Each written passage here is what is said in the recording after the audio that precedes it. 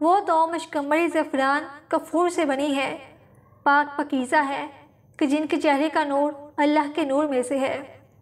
اور سورج کو فنگر ٹپ دکھا دیں تو اللہ کی قسم سورج نظر نہیں آئے گا کہ اللہ نے جو یعقوب اور مرجان سے زیادہ خوبصورت حوریں جنت میں پیدا کی ہیں، اتنی خوبصورت عورتیں ہیں۔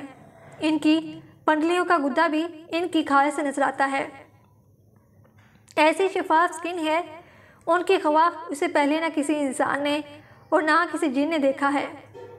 اللہ تبارک و تعالیٰ نے ہزاروں قسم کی مخلوقات پیدا فرمائی تاکہ انسان ان سے مستفید ہو اور خدا کا شکر گزار ہو۔ اس مادی دنیا کے علاوہ بھی انسان کے لیے اللہ نے دل بہلانے والی مخلوقات کو پیدا فرمایا ہے تاکہ دنیا کی تکلیف، مصائب اور آزمائشوں سے تھکا ہارا بندہ جس نے اللہ کے حکم کے آگے اپنی تمام تر خواہشات قربان کر دیں، اسے وہ مخلوق بطور انعام عطا کیا جائے۔ یہ ایک ایسی مخلوق ہے جو آخرت میں بندہ مومن کے لیے تمام مصائب و علائم کا بدلہ بنے گی۔ آسمانی کتابوں میں اس خوبصورت مخلوق کو حورین کہا جاتا ہے۔ لفظ حور حورا کی جمع ہے اور حورا اس عورت کو کہا جاتا ہے جو جوان، حسین و جمیل، سفید رنگ والی اور انتہائی سیاہ آنکھوں والی۔ قرآن مجید میں کئی مقام پر ان حوروں کا ذکر ملتا ہے۔ مثلاً سورہ صفات میں اللہ نے فرمایا، نعمتوں والی جنت میں جتنی تختوں پر ایک دوسرے کے سامنے بیٹھے ہوں گے، جہاں شراب کے جام کا ان پر دور چل رہا ہوگا جو پینے میں شفاف اور لذیذ ہوگی، نہ اس سے سر درد ہوگا اور نہ ہی اس کے پینے سے وہ بہکیں گے، اور ان کے پاس نیچی نظروں، بڑی بڑی آنکھوں والی حوریں ہوں گی، ایسی نازک جیسے انڈے کے چھلکے کے نیچے چھپی ہوئی جھلی۔ اسی طرح سورہ رحمان میں ارشاد ہوا، وہاں یعنی جنت میں نیچی نگاہوں والی حوریں ہیں جو ان سے پہلے کسی جن و انس نے ہاتھ نہیں لگایا۔ وہ ایسی ہوں گی جیسے چمکتے ہوئے ہیرے اور موتی۔ گویا حور ایسی جنتی مخلوق ہے جسے دنیاوی مثال سے سمجھنا اور اس کے جسمانی بناوٹ و خصوصیات کو بیان کرنا مشکل ہے، جسے اب تک نہ کسی انسان نے دیکھا نہ چھوا ہے، اور جنت میں یہ مخلوق مومن کے لیے انعام اور بدلہ ہوگی۔ حدیث مبارکہ میں بھی نبی کریم صلی اللہ علیہ وسلم نے ارشاد فرمایا ہے کہ حوروں کی آنکھیں اس موتی کی طرح ہوں گی جو سپی میں ہوں اور اس کو کسی نے ہاتھ سے نہ چھوا ہو۔ اللہ نے حورین کو زعفران سے تخلیق کیا ہے۔ اللہ نے ان کے چہروں کو نور اور جسموں کو ریشم کا لباس پہنایا ہے، اور ان کے جسم حیران کر دینے والے ہوں گے۔ اگر حوروں کی جسمانی بناوٹ کی بات کریں تو روایتوں سے پتہ چلتا ہے کہ حور کو پاؤں کی انگلیوں سے گھٹنوں تک زعفران سے بنایا گیا ہے، سینے سے گردن تک چمکدار عنبر سے بنایا گیا ہے، گردن سے سر تک کا حصہ سفید کافور سے تخلیق کی گئی ہے، اور ان کے سر میں خوشبودار کستوری کی بالیں ہیں۔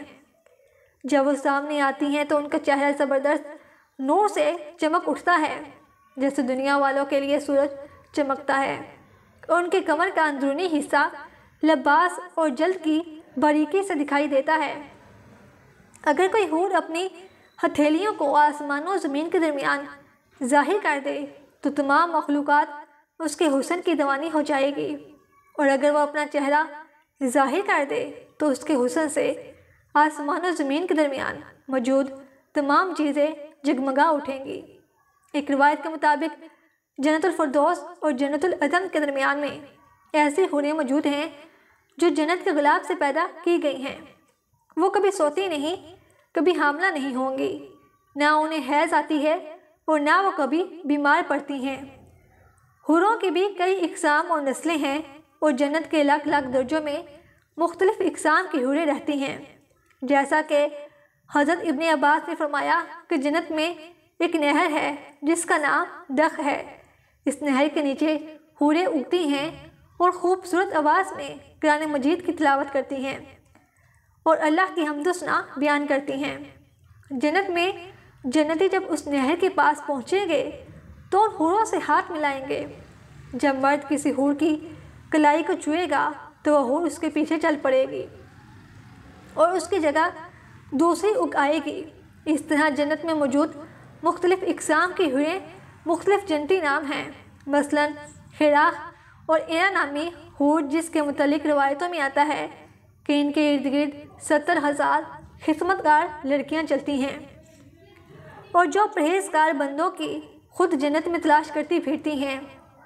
حور جنت کی ایک ایسی نعمت ہے جو ادنا سے ادنا جنتی شخص کو عطا کی جائے گی، جیسا کہ حضرت ابن عمر نے بیان کیا کہ ایک ادنا درجے کی جنتی کو بھی 1000 محل دیے جائیں گے، اور ہر 2 محلوں کے درمیان 1000 سال کا فاصلہ ہوگا۔ ہر محل میں حورین ہوگی۔ اس طرح جنت میں ایک درخت ہے جس کے نیچے ابھرے ہوئے چھاتیوں والی کنواری حوریں ہوں گی، اور وہاں گیت اور نغمے گائیں گے۔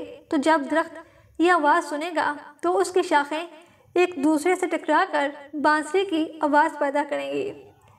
اس طرح روایتوں کے مطابق جب کہ جنتی شخص کسی حور سے ہم بستری کرے گا تو اس کی شہوت 70 سالوں تک اس کے جسم میں گردش کرتی رہے گی، جس سے وہ لذت پاتا رہے گا۔ جب وہ حور عین سے خوبصورت صحبت کر لیں گے تو وہ دوبارہ پاک اور کنواری ہو جائے گی۔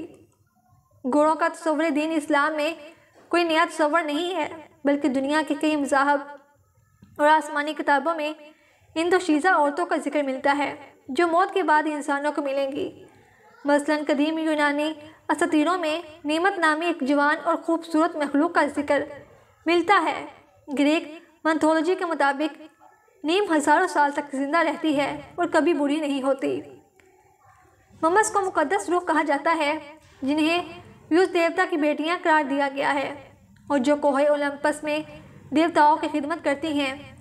اگر قدیم فارق کی بات کریں تو زبردستی مذہب اور ایرانی افسانوں میں حوروں سے مسل ایک مخلوق کا ذکر آتا ہے۔ گاتھاؤں کے مطابق انسانوں کے تمام اچھے اعمال اور نیکی ایک خوبصورت حسینہ کی شکل میں تبدیل ہو جاتی ہے، جسے ڈائنا کہا گیا ہے۔ ڈائنا ایک پرکشش اور بہترین لباس پہننے والی عورت ہے۔ جب انسان کی موت ہوتی ہے تو اس کے موت کے چوتھی صبح کو وہ اسے بطور انعام ملتی ہے، جو 15 سال کی ایک خوبصورت لڑکی کی شکل میں ظاہر ہوتی ہے۔ وہ اسے اپنے ساتھ جنت میں لے جاتی ہے۔ اسی طرح بندو دھرم کے مقدس کتاب مہابھارت اور پرانوں میں ایسی عورتوں کا ذکر ملتا ہے جنہیں اپسرا کہا گیا ہے۔ جو عورتیں ان دیوتا کی سورگ یعنی جنت میں رہتی ہیں اور لوگوں کا دل بہلاتی ہیں۔ مہابھارت کے مطابق سورگ میں ایک خوبصورت جھیل موجود ہے جہاں سنہری اور خوبصورت اپسرائیں رہتی ہیں، اور سورگ میں رہنے والے ہر انسان کو 1000 خوبصورت اپسرائیں ملیں گی۔ پھر اشعری اس مریدی میں لکھا ہے کہ اگر کوئی انسان جنگ کرتے ہوئے مارا جائے تو شہر کی کئی کنواری افسراؤں کے ساتھ اس صحبت کرنے کا موقع ملے گا۔ مانا جاتا ہے کہ یہ افسرائیں پر زمانے میں اس زمین پر آتی رہی ہیں اور بڑے بڑے رشی اور سادھوؤں کی عبادت اور زیادت کو برباد کرنے کی کوشش کرتی ہیں۔ ایک بندو گدھا کے مطابق ایک دفعہ وشوا مترا نامی ایک سادھو کے عبارت و زیادت میں ان دیوتا کو بہت خوف آیا، لہٰذا انہوں نے منکا نام میں ایک افسرا کو فرق سے اس زمین پر بھیجا تھا تاکہ وشو مترا کو اپنی خوبصورتی اور اداؤں سے لبھا سکے اور ان کی ریاضت خراب ہو جائے۔ چنانچہ منکا نے اپنی دلفریب اداؤں سے وشو مترا کو بہکا دیا اور وشو مترا منکا سے محبت کر بیٹھے۔ اس طرح بندو شائستوں اور پراؤں میں کئی افسروں کی کہانیاں مشہور ہیں۔ ان تمام باتوں سے یہ صاف ہوتا ہے کہ اسلام کے علاوہ دنیا کے کئی بڑے بڑے مذاہب میں حوروں کا تصور اور تذکرہ موجود ہے، لیکن اسلام مخالف سوچ رکھنے والوں کو آج صرف اسلام میں ہی حوروں کے وجود سے پریشانی ہوتی ہے۔ کیا یہ دین حق کی مخالفت کا نتیجہ ہے یا ایک عالمی پروپیگنڈا ہے؟